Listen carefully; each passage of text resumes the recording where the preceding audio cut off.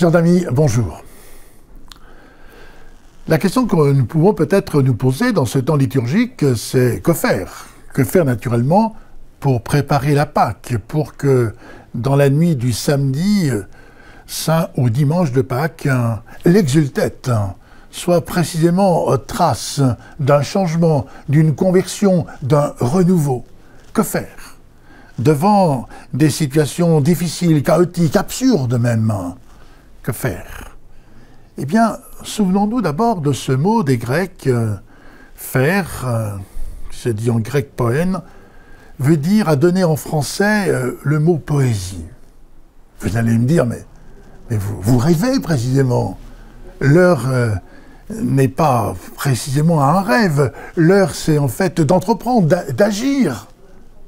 Oui, mais si cet agir était traversé un peu par le rêve, par de la poésie, inscrire notre action dans le champ poétique, c'est aussi l'inscrire dans ce supplément d'âme.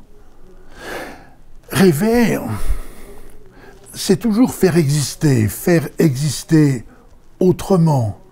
Souvent d'ailleurs on dit « Ah non mais c'est un rêveur » et puis quand on regarde la vie de ces rêveurs, on s'aperçoit qu'ils étaient bien plus concrets que nous le pensions. Puis rappelons-nous la Genèse. Dieu fit le ciel et la terre faire. Et donc dans ce mot faire, en référence à ce mot poésie, eh bien il faut reconnaître que Dieu est un grand poète, le plus grand des poètes, et il nous invite, puisqu'il nous confie la création, il nous invite aussi à le devenir.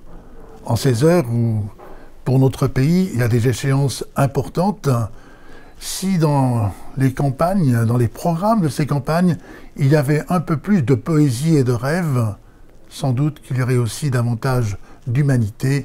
N'hésitons pas à le demander à nos candidats.